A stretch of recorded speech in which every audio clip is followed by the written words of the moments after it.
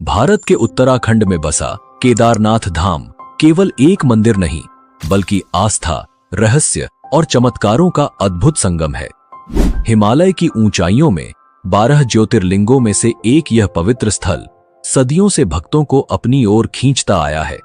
पर क्या आप जानते हैं कि इस मंदिर के हर पत्थर के पीछे छिपी हैं अनगिनत कहानियां, जो केवल आस्था ही नहीं बल्कि चमत्कारों और विज्ञान से भी जुड़ी हैं। 16 जून 2013 की वह काली रात, जब प्रकृति ने अपना तांडव दिखाया और उत्तराखंड के केदारनाथ में हर ओर विनाश कर दिया।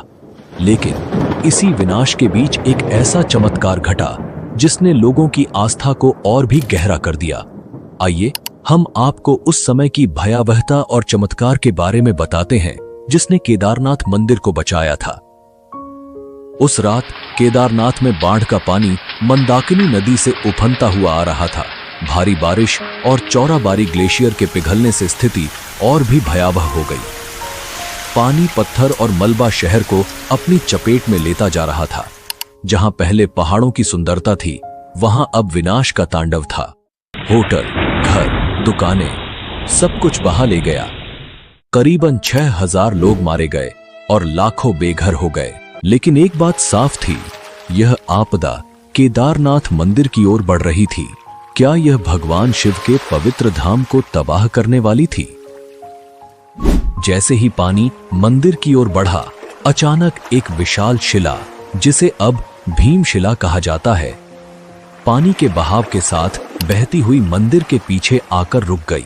वह पत्थर मंदिर के करीब 50 फीट पीछे रुक गया और बाढ़ के पानी को 2 हिस्सों में बांट दिया। उस क्षण मानो भगवान शिव की स्वयं कृपा ने मंदिर को तबाही से बचा लिया। बाढ़ का सारा पानी भीमशिला से टकराकर मंदिर के दोनों ओर से बह गया। आसपास के सभी ढांचे बह गए, लेकिन मंदिर, शिव का यह पवित्र धाम, चमत्कारिक रूप से सुरक्षित बचा रहा। यह सिर्फ एक घटना नहीं थी, यह शिव के प्रति भक्तों की आस्था का जीवंत प्रमाण बन गया। इस विशाल शिला को स्थानीय लोगों ने भीमशिला का नाम दिया।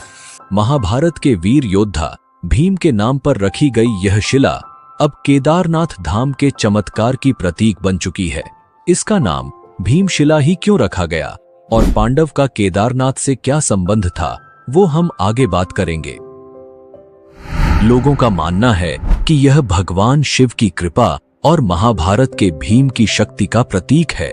आज भी भक्त इस शिला की पूजा करते हैं, इसे मंदिर के दर्शन का अभिन्न अंग मानते हैं। वैज्ञानिक भी इस घटना से हैरान रह गए। उनका मानना है कि यह पत्थर पहाड़ से खिसक कर बहता हुआ नीचे आ गया था। लेकिन यह कैसे संभव हुआ कि यह शिला मंदिर के ठीक पीछे आकर रुकी और पानी के बहाव को 2 हिस्सों में बांट दिया। शिला लगभग 20 से 25 फीट लंबी और 10 से 15 फीट चौड़ी थी। इसका वजन लगभग 1000 मीट्रिक टन का माना जाता है। अगर यह शिला मंदिर से टकराती तो मंदिर को पूरी तरह नष्ट कर देती। उस दौरान मंदिर में करीबन 300 लोग ने शरण ली हुई थी और इस शिला की वजह से उन सब की जान बच गई। के मन में ये सवाल जरूर आता है कि 2013 की इतनी भयंकर जल प्रलय के बावजूद केदारनाथ मंदिर आज भी कैसे सुरक्षित खड़ा है। इसका जवाब छुपा है प्राचीन इंटरलॉकिंग टेक्नोलॉजी में।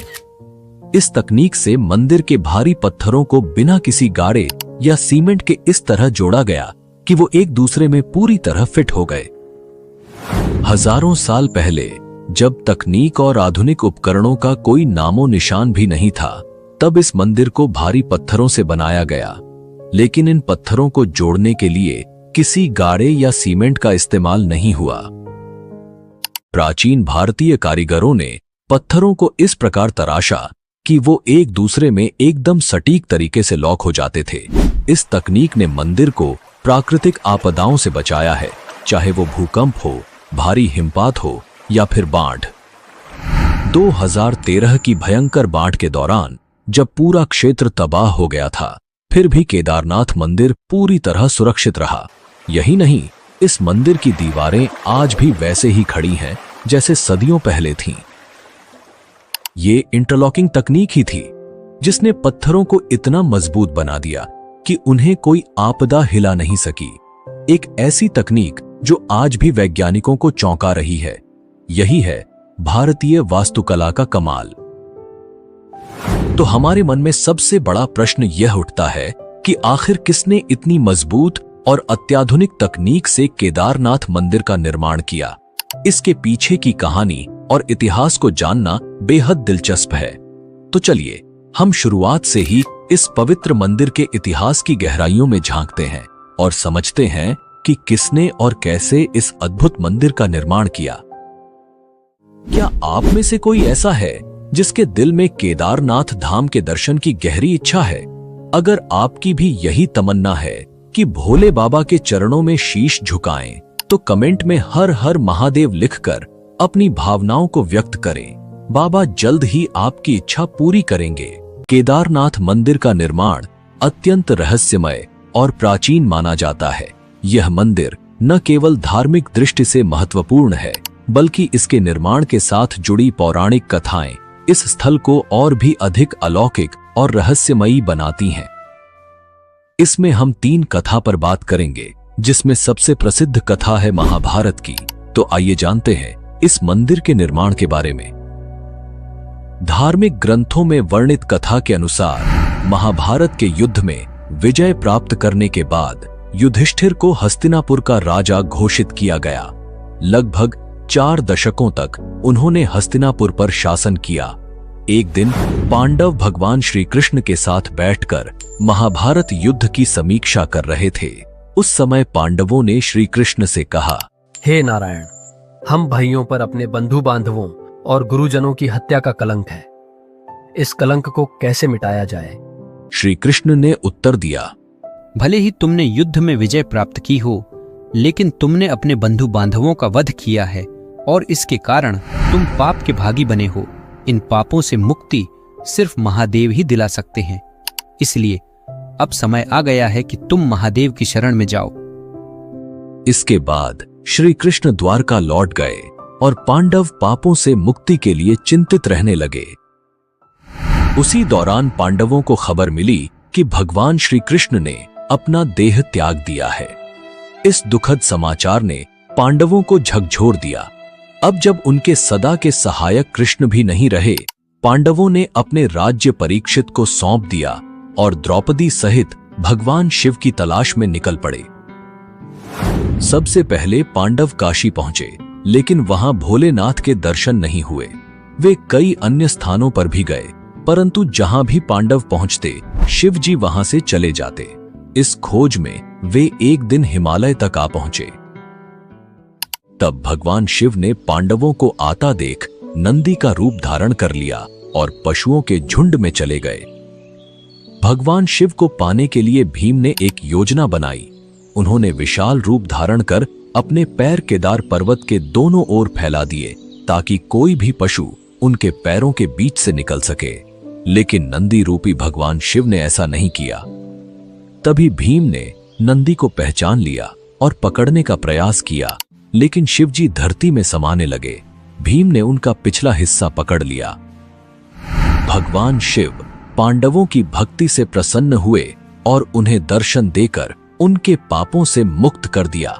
तभी से भगवान शिव यहाँ नंदी की पीठ के रूप में पूजे जाते हैं। इसी वजह से केदारनाथ का शिवलिंग बाकी शिवलिंगों से अलग है। ऐसा कहा जाता है कि जब भगवान शिव ने पांडवों को उनके पापों से मुक्त किया और उनका प्रायश्चित स्वीकार किया, तब पांडवों ने केदारनाथ मंदिर का निर्माण करवाया। यह भी कहा जाता है कि भगवान शिव का शरीर पृथ्वी के अलग अलग हिस्सों में प्रकट हुआ, जिससे पंच केदार की उत्पत्ति हुई। भगवान शिव का मुख नेपाल के पशुपतिनाथ मंदिर में, भुजाएं तुंगनाथ में, मुख रुद्रनाथ में, नाभि मदमहेश्वर में और जटाएं कल्पेश्वर में प्रकट हुई। यही 5 स्थान पंच केदार के रूप में पूजित हैं। केदारनाथ को पंच केदार में सबसे प्रमुख माना जाता है, क्योंकि यहां भगवान शिव के पीठ रूप की पूजा की जाती है। अगर आप पंच केदार के बारे में एक विस्तृत डॉक्यूमेंट्री देखना चाहते हैं, तो कमेंट में हमें जरूर बताएं। हम आपको अगली डॉक्यूमेंट्री में इस रहस्यमयी यात्रा पर जरूर ले चलेंगे। केदारनाथ मंदिर निर्माण का दूसरा सबसे पुराना और महत्वपूर्ण पौराणिक संदर्भ भगवान विष्णु के अवतार नर नारायण ऋषि की तपस्या से जुड़ा हुआ है। शिव पुराण की कोटि रुद्र संहिता में उल्लेख है कि बद्रीवन में भगवान विष्णु के अवतार नर नारायण पार्थिव शिवलिंग बनाकर उनकी पूजा करते थे। कहते हैं कि नर नारायण की घोर तपस्या से प्रसन्न होकर भगवान शिव उनके सामने प्रकट हुए और उनसे वरदान मांगने को कहा। नर नारायण ने भगवान शिव से प्रार्थना की कि वे इस पवित्र स्थान पर सदैव ज्योतिर्लिंग के रूप में निवास करें ताकि सभी भक्त उन्हें साक्षात देख सकें। भगवान शिव ने यह वरदान स्वीकार किया और तब से यहां उनकी पूजा ज्योतिर्लिंग के रूप में होती है। इस कथा के अनुसार केदारनाथ का ज्योतिर्लिंग भगवान शिव का एक महत्वपूर्ण रूप है जो नर नारायण की तपस्या के कारण स्थापित हुआ। यह स्थान शिव और विष्णु की अद्वितीय एकता का प्रतीक है, जहां शिव जी केदारनाथ में ज्योतिर्लिंग के रूप में और विष्णु जी बद्रीनाथ धाम में विराजमान हैं।